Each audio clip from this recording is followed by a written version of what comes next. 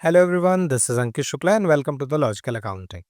बाबू, अपनी last class में हमने dissolution of partnership firm chapter का क्वेश्चन नंबर 1 to 5 सॉल्व किया था। आज की क्लास में हम क्वेश्चन नंबर 6 ऑनवर्ड डिस्कस करने वाले हैं। तो चलिए देखते हैं क्वेश्चन नंबर 6 को। यहाँ पे क्वेश्चन क्या कह रहा है कि ए और बी और सी एक फर्म में पार्टनर हैं। उनका रेशियो हमारा क्वेश्चन में दिया है 2:1:1। ठीक है सर। फिर कह रहा है कि उनकी बैलेंस शीट हमें इस तरह से दी हुई है। बैलेंस शीट में क्रेडिटर है, बीपी है, पार्टनर का लोन है, यानी कि हमें पार्टनर का लोन बनाना पड़ेगा। मिसेस ए का लोन है, वर्कमैन कंपनसेशन रिजर्व है, कैपिटल है। इसी तरीके से एसेट में हमें fix asset, stock, debtor, debtor पे प्रोविजन, फर्नीचर, गुडविल और बैंक बैलेंस दिया है। एडिशनल इन्फॉर्मेशन दी है और क्वेश्चन कह रहा है आप नेसेसरी अकाउंट बनाओ। तो नेसेसरी अकाउंट क्या क्या हमें बनाना है? हम बनाएंगे रियलाइजेशन अकाउंट। ए लोन दिया था, इसके बाद बनता है पार्टनर का लोन अकाउंट जिसमें हम ए का लोन अकाउंट बनाएंगे।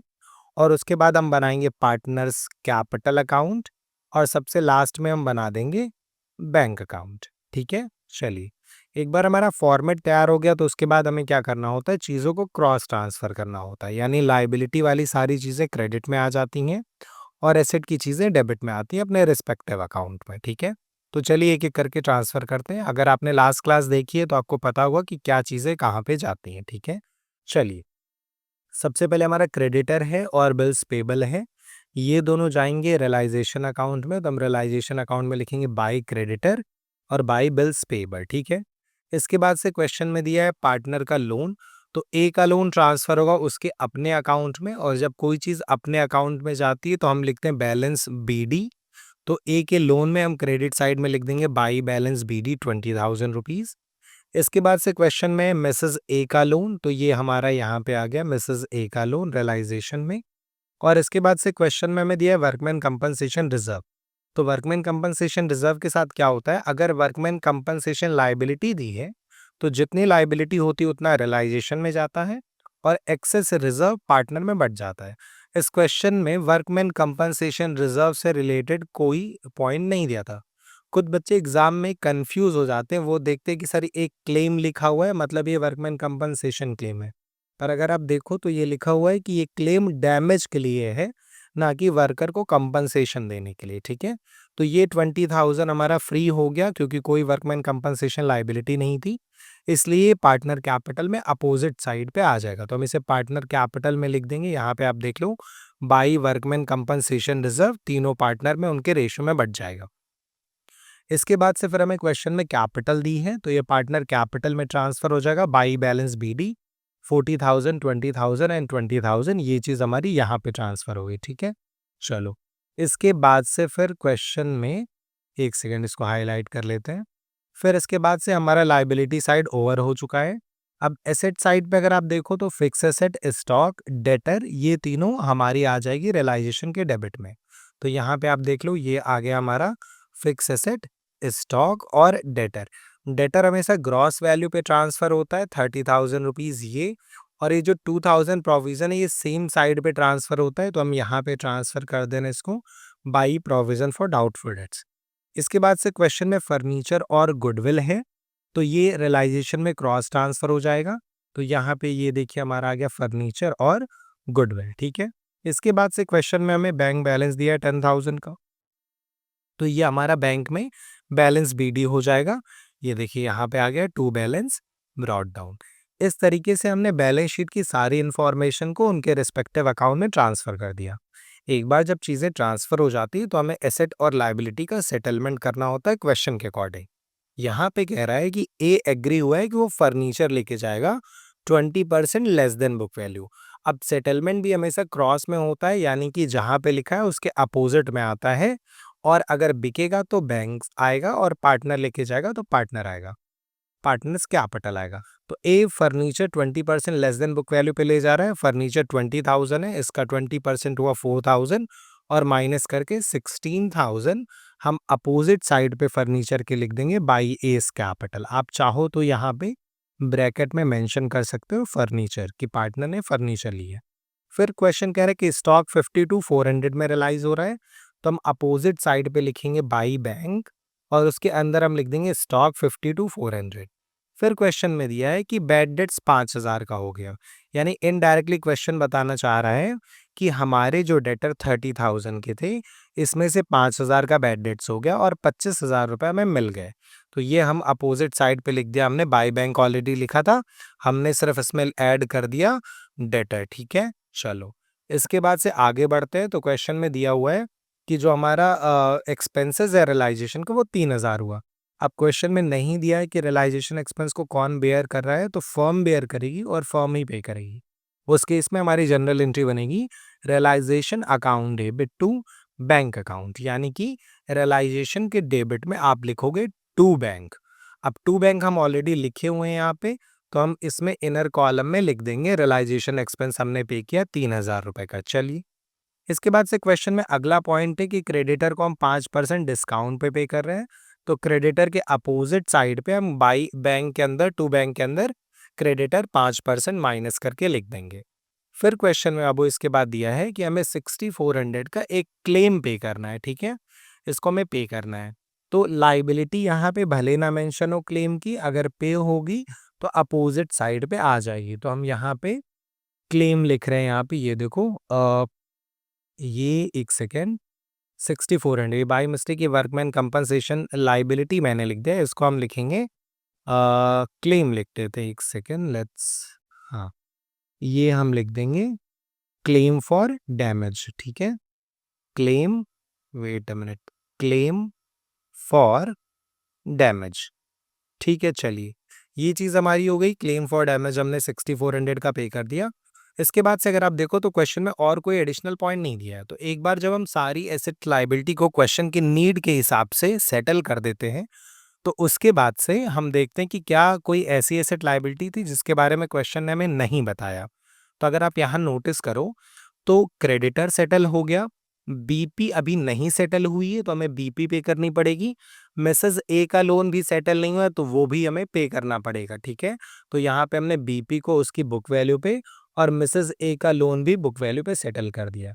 इसके बाद से पीडीडी आ गया, उसका कुछ करना नहीं होता और बाकी कोई एसेट बची नहीं। ठीक, लाइबिलिटी नहीं बची। अब आप एसेट में देख लो, फिक्स एसेट के बारे में अभी तक क्वेश्चन ने कुछ भी नहीं बताया है, तो हम इसको बुक वैल्यू पे सेल कर देंगे।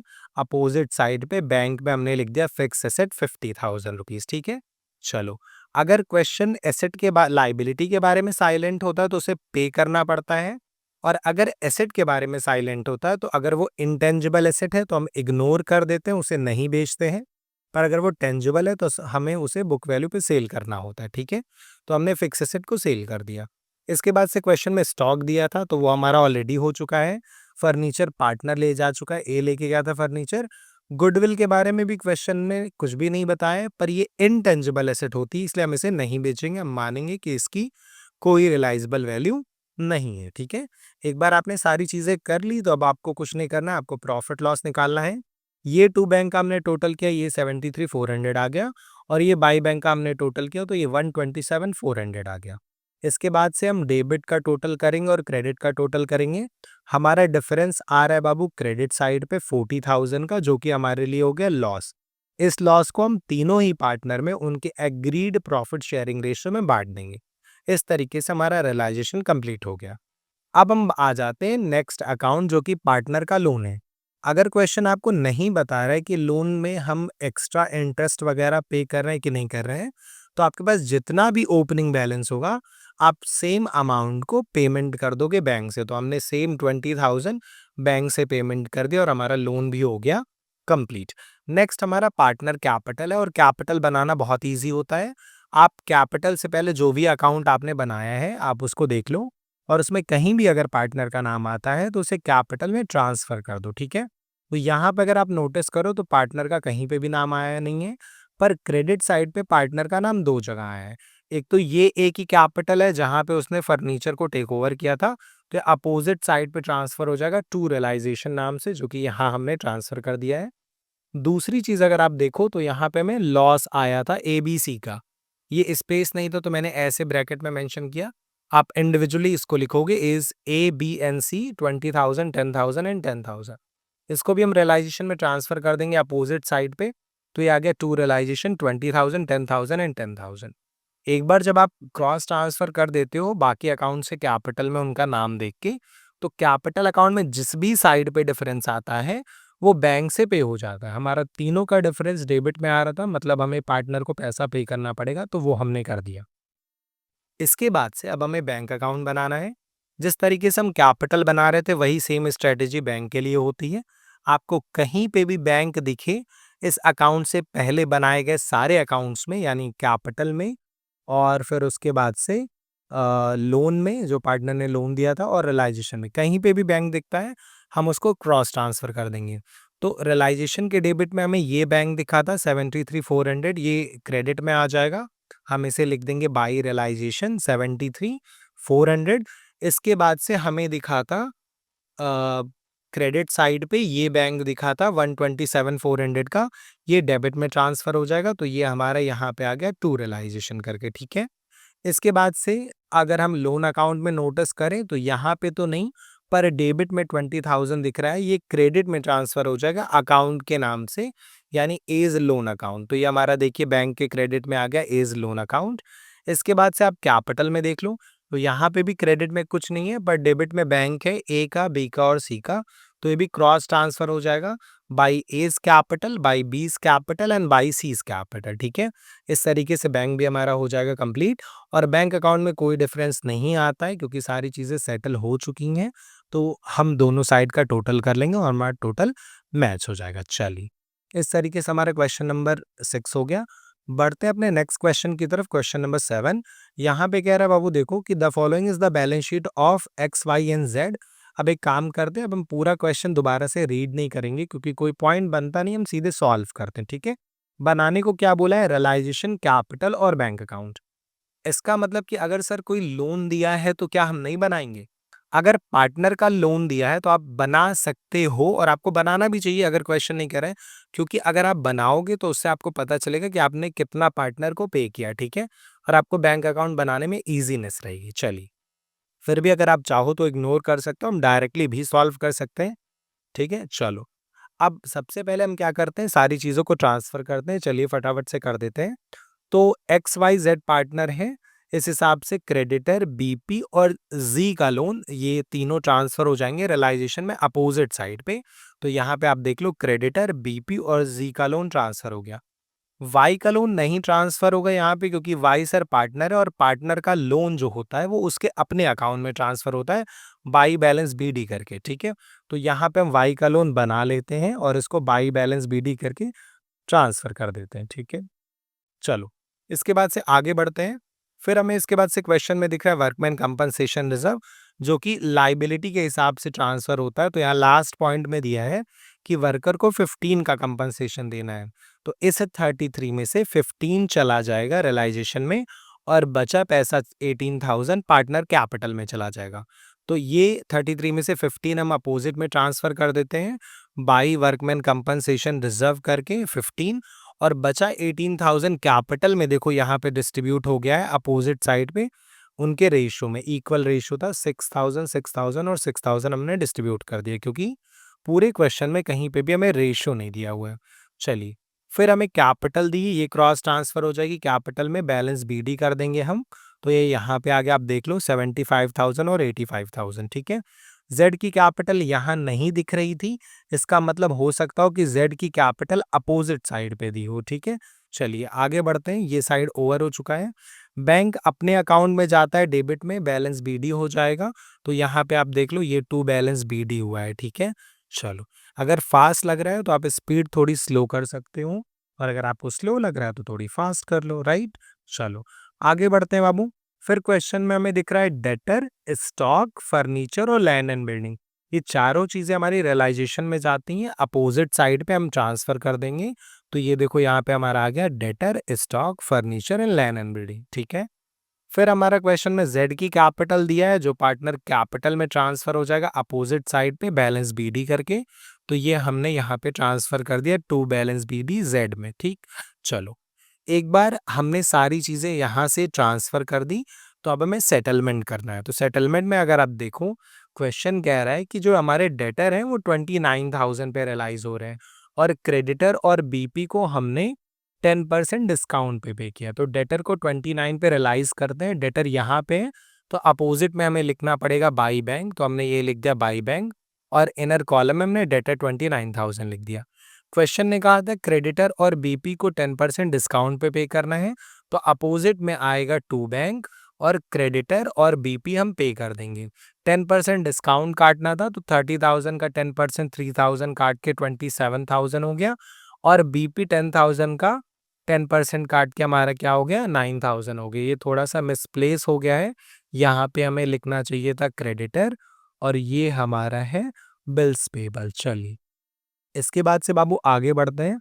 तो फिर हाँ ये सही हो गया। चलिए फिर क्वेश्चन में जो सेकंड पॉइंट था उसमें बोल रहा था कि स्टॉक जो है उसको एक्स लेके जा रहा है 17,000 पे, और फर्नीचर को हमने कोई के आउटसाइडर है, देखो आउटसाइडर को बेच रहे हो तो नाम इम्पॉर्टेंट नहीं है, तुमने फर्नीचर बेचा ये इम्पॉर्टेंट है। चलिए स्टॉक को हमने एक्स को दिया है 17,000 में, तो स्टॉक हमारे यहाँ पे लिखा है, यानी अपोजिट में आ जाएगा बाई एक्सेस कैपिटल। ये देखो यहाँ पे आ गया स्टॉक, ठीक है। चाहो तो आप ब्रैकेट में मेंशन कर सकते हो, जैसा कि मैंने आपको लास्ट क्वेश्चन में फर्नीचर के साथ के लिए बोला था। अगर आप नहीं भी मेंशन करते तो गलत नहीं है। फिर क्वेश्चन में आगे बोल रहा है कि इसके बाद से अगर आप नोटिस करो तो हमने फर्नीचर को के को सेल किया है, 20,000 में, के आउटसाइडर है तो नाम नहीं इंपॉर्टेंट है। तो यहाँ अपोजिट में हम बाई बैंक में, यहाँ पे आप देखो बाई बैंक में हमने फर्नीचर लिख दिया 20,000 रुपीज। आगे बढ़ते हैं, तो लैंड एंड बिल्डिंग 298 में बिकी है, अपोजिट में बाई बैंक में हमने लैंड एंड बिल्डिंग 298 लिखना था। ये क्या मिसप्लेस हो गया क्या, सॉरी एक सेकेंड, इसको मैं 290, ये एक्चुअली में ये स्कैन करते टाइम पे थोड़ा सा वो हो गया, ये हमारा 298 ही होगा, ठीक है। चलिए क्योंकि टोटल वही आया 9 और 8 जोड़ के ये 17 का, ठीक है। चलो आगे बढ़ते हैं बाबू। फिर इसके बाद से क्वेश्चन में हमें क्या दिया, चलो देखते हैं। फिर क्वेश्चन में कह रहा है कि जो जी है उसका लोन हमने पे किया चेक से, सेम अमाउंट पे किया है। जी आउटसाइडर था तो उसका लोन रियलाइजेशन से ही पे होगा, ये जी का लोन है। अपोजिट में आप टू बैंक में लिख दो, और बुक वैल्यू पे करना है तो बुक वैल्यू पे हमने 18,000 पेमेंट कर दी, ठीक है।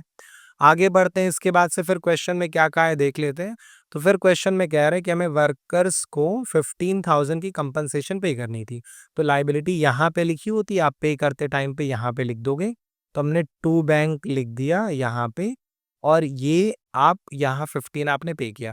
ये ज़रूरी नहीं था कि हम इसको सेपरेट लिखें, हाँ, ये हमारा ऑलरेडी बैंक लिखा था और इसी में हम लिख सकते थे, बट चूंकि मैंने ऑलरेडी इसका टोटल कर दिया था, तो टोटल करने की वजह से अगर आप मान लो आप टोटल ऑलरेडी कर देते हो तो आप दोबारा से भी टू बैंक लिख सकते हो, उसमें कोई इशू नहीं है। आप चाहो तो क्रेडिटर और बीपी और जी लोन इन सब के लिए to bank to bank to bank to bank separately लिख सकते हो, उस पर आपके नंबर नहीं कटते हैं, ठीक है। चलो बस एक बार हमारे सारे पॉइंट कवर अप हो गए, तो हम क्या करते हैं देख लेते हैं कि क्या कोई एसेट लायबिलिटी ऐसी थी जो बच गई। तो यहाँ पे अगर आप देखो तो क्रेडिटर हो गया, बीपी हो गया, जी का लोन हो गया, वर्कमैन कंपनसेशन क्लेम हो गया, लायबिलिटी सारी सेटल हो गई है। अब एसेट में देख लो, डेटर हो चुका है सर, स्टॉक भी हो चुका है, फर्नीचर हो चुका है, लैंड बिल्डिंग भी हो चुका है, और कुछ बचा नहीं, ठीक है। वंस एवरीथिंग इज डन, तो हमें क्या करना है सर, हमें प्रॉफिट लॉस निकालना है। तो हम क्या करेंगे बाबू, हम टोटल करेंगे इस साइड को और इस साइड को भी टोटल करेंगे, राइट। और टोटल करने पे हमारा डिफरेंस डेबिट में आ रहा था 1,49,000 का, जिसको हमने 1:1:1 में बांट दिया। वैल्यू पॉइंट में आ रही थी 0.66 तीनों पार्टनर के लिए, इसलिए हमने 2 को राउंड ऑफ कर दिया ताकि हमारा आंसर सेम आए। चलिए इसके बाद से आ जाते हैं लोन पे। लोन के बारे में क्वेश्चन ने स्पेसिफिकली कुछ नहीं बोला था कितना पे करना है, तो जितना बीडी होता है उतना ही हम बैंक में पे कर देते हैं, तो ये हमारा पेमेंट हो गई है, ठीक है। अब लोन हो गया तो बनानी है कैपिटल, और कैपिटल आप जानते हो बहुत सिंपल होता है बनाना।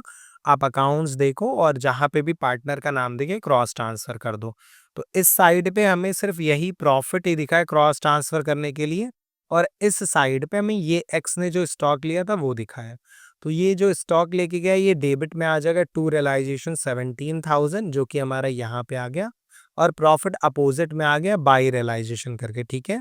एक बार आपने सारी चीज़ें क्रॉस ट्रांसफ़र कर दी कैपिटल देख देख के, तो आपका जो भी डिफरेंस आ रहा है वो हम बैंक से क्या कर देंगे, पे कर देंगे।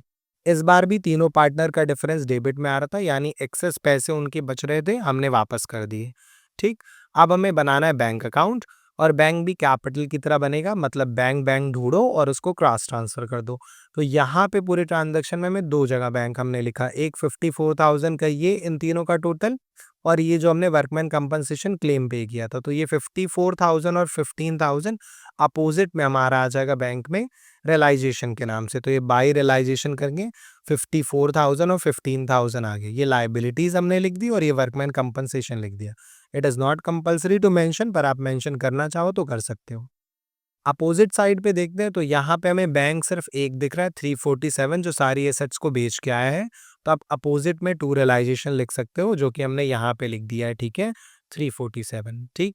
इसके बाद से वाई के लोन में ये बैंक दिख रहा है, तो इसको हमने क्रॉस ट्रांसफर कर दिया बाई वाइज लोन लिख के, और ये तीनों पार्टनर में जो बैंक आया था ये भी यहीं पे आ गया, cross transfer by X Y and जेड्स कैपिटल। ठीक है, और इस तरीके से बैंक का दोनों साइड का टोटल हमारा मैच हो गया। चलिए, आई होप आपको समझ में आ रहा होगा। Dissolution is a easy chapter, और मेन जो चीज़ें होती हैं वो सिर्फ रियलाइजेशन अकाउंट में ही होती हैं। अगर आप रियलाइजेशन बना लेते हो तो बाकी सारी चीज़ें काफ़ी आसान हो जाती हैं। ठीक है, चलिए बढ़ते हैं बाबू अपने नेक्स्ट क्वेश्चन की तरफ। नेक्स्ट क्वेश्चन जो हमारा है, इसमें क्वेश्चन हमसे कह रहा है प्रिपेयर ओनली रियलाइजेशन अकाउंट। तो चीज़ें हमारे लिए आसान ही है, क्योंकि रियलाइजेशन ही बनाना है। सबसे पहले चलो क्वेश्चन रीड करने का कोई पॉइंट तो है नहीं, पर पीएसआर देख लेते हैं। दो पार्टनर सोनिया और रोहित हैं और 3-2 का रेशियो है। ठीक है सर, सबसे पहले बाबू चलो क्रॉस ट्रांसफर करते हैं, और इस बार चूंकि हमें सारी चीज़ें नहीं बनानी है, तो हम सिर्फ रियलाइजेशन में चीज़ों को ट्रांसफर करेंगे, बाकी को हम इग्नोर कर सकते हैं। सबसे पहले कैपिटल दी है और जनरल रिजर्व दिया है, ये ट्रांसफर होगा नहीं। सोनिया का लोन उसके लोन अकाउंट में जाएगा, और हमारे लिए आउटसाइडर में सिर्फ बैंक लोन और क्रेडिटर बचा, तो इसे हम अपोजिट साइड पे बाई बैंक लोन और बाई क्रेडिटर करके ट्रांसफर कर देंगे। अपोजिट साइड पे हमें बिल्डिंग मशीनरी फर्नीचर डेटर दिख रहा है, तो ये हमने ट्रांसफर कर दिया क्रेडिट से डेबिट में, बिल्डिंग मशीनरी फर्नीचर और डेटर। डेटर ग्रॉस वैल्यू पे 125 ट्रांसफर होगा, और ये 5,000 सेम साइड पे ट्रांसफर होगा, मतलब कि एसेट दिया है तो सेम साइड क्रेडिट में आपने ट्रांसफर किया यहाँ पे बाई पीडीडी करके। ठीक है, चलिए इसके बाद से क्वेश्चन में हमें स्टॉक दिख रहा है, तो वो हम यहीं पे ट्रांसफर कर देंगे क्रॉस ट्रांसफर। और इसके बाद से बैंक बैलेंस दिया, तो बैंक तो अपने अकाउंट में जाता है, जो हमें बनाना नहीं है। ठीक है, एक बार हमने ट्रांसफर कर दिया, तो अब हमें क्रॉस सेटलमेंट करना है, यानी ये बिकेगी एसेट्स तो हमारी अपोजिट में बाई बैंक आएगी, और अगर पार्टनर लेके जाएगा तो बाई पार्टनर कैपिटल आएगी। सेम चीज क्रेडिटर पे होते हैं तो टू बैंक, और पार्टनर लेके जाता है तो टू पार्टनर कैपिटल लिखते हैं। और अगर एसेट लायबिलिटी आपस में सेटल होती हैं, यानी कोई लायबिलिटी जैसे क्रेडिटर वगैरह कोई एसेट ले जाने के लिए एग्री हो जाते हो, तो हम उसकी कोई एंट्री नहीं करते। ठीक है, चलिए तो देखते हैं क्वेश्चन क्या बता रहा है, किस तरीके से सेटलमेंट करनी है। क्वेश्चन में दिया है कि मशीनरी 80% पे रिलाइज हो रही है और फर्नीचर 60% लेस पे रिलाइज हो रहा है। वर्ड्स पे ध्यान देना, यहाँ पे 80% पे रिलाइज हुआ है, और यहाँ 60% माइनस करके रिलाइज हुआ है, यानी ये रिलाइज हुआ होगा 40% पे। ठीक है, चलो तो मशीनरी को 80 पे रिलाइज कर लेते, ये मशीनरी 140 है, इसका 80% अपोजिट में आया बाई बैंक में मशीनरी, और फर्नीचर हम 60% माइनस करेंगे, यानी 40% पे रिलाइज कर लेंगे, तो ये हमारा आ जाएगा 32,000। ठीक है, चलो फिर कह रहे डेटर में 5,000 के डेटर बैड डेट्स हो गए, और बाकी के जो डेटर बचे उनसे 90% पैसा मिला। तो डेटर में से हमने 5,000 माइनस किया, 1,20,000 आए, और 120 का 90% निकाल के हमने अपोजिट में बाई बैंक में उसको रियलाइज कर लिया। ठीक है, चलिए क्रेडिटर क्वेश्चन में बोल रहा है कि वो स्टॉक लेके जा रहे हैं फुल सेटलमेंट में, यानी जब एसेट और लाइबिलिटी आपस में सेटल हो रही है तो हम इसको कहीं पे भी रिकॉर्ड नहीं करेंगे। पर क्वेश्चन कह रहा है इसके बाद जो हमारे स्टॉक बचेंगे वो 72,000 में बिक जा रहे हैं, तो हमारे स्टॉक यहाँ पे लिखा है। अगर ये बिकेगा तो बाई बैंक में 72,000 हमने ये लिख दिया। फिर कह रहा है रियलाइजेशन एक्सपेंस 14,000 के हुए, जिसको पार्टनर ने पे किया है। बेयर कौन करेगा, ये क्वेश्चन में नहीं दिया था, तो इसका मतलब कौन बेयर करेगा, फर्म बेयर करेगी। और जब भी फर्म बेयर करती है हम रियलाइजेशन अकाउंट डेबिट कर देते हैं, और फर्म ने पे तो किया नहीं कि हम बैंक लिखें, तो हम अपोजिट में लिखते हैं उस पार्टनर का नाम जो इसमें इन्वॉल्व था, यानी रोहित। इसका मतलब अगर हम इसकी लेजर पोस्टिंग करें तो रियलाइजेशन के डेबिट में हमें मेंशन करना चाहिए टू रोहित्स कैपिटल। तो रियलाइजेशन के डेबिट में हमने यहाँ पे मेंशन कर दिया टू रोहित्स कैपिटल। ठीक है, चलिए एक बार सारा पॉइंट हमारा कवर अप हो गया तो हम देखेंगे कि क्या क्वेश्चन किसी एसेट लायबिलिटी के बारे में साइलेंट तो नहीं था। तो यहाँ पे आपने देखिए पीडीडी का कुछ करना नहीं होता, बैंक लोन अभी तक आपने सेटल नहीं किया तो आपको इसको पे करना पड़ेगा। तो अपोजिट में हम लिखेंगे टू बैंक और इसमें बैंक लोन आ जाएगा। क्रेडिटर का कुछ करना नहीं है क्योंकि वो स्टॉक लेके चले गए और इसके बाद से हमारी लायबिलिटी ओवर हो जाती, यहाँ से तो सेटलमेंट शुरू है। एसेट में देख लो, बिल्डिंग के बारे में अभी तक क्वेश्चन ने कुछ नहीं बताया और ये टेंजिबल एसेट है तो हमें सेल करनी पड़ेगी बुक वैल्यू पे। तो अपोजिट में बाई बैंक के अंदर हमने बिल्डिंग मेंशन कर दी।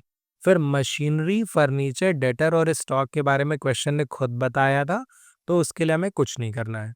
एक बार सारी चीज़ें हो गई तो हम बैंक का टोटल कर लेंगे। तो ये बैंक का टोटल 524 आया और फिर हम दोनों साइड का टोटल करके डिफरेंस निकालेंगे। डिफरेंस में 20,000 का क्रेडिट पे डिफरेंस आ रहा था जो कि लॉस है और इसे हम ओल्ड पार्टनर में उनके 3:2 के रेशियो में क्या कर देंगे, डिस्ट्रीब्यूट कर देंगे। ठीक है, चलिए आई होप आपको चीज़ें अच्छे से समझ में आई।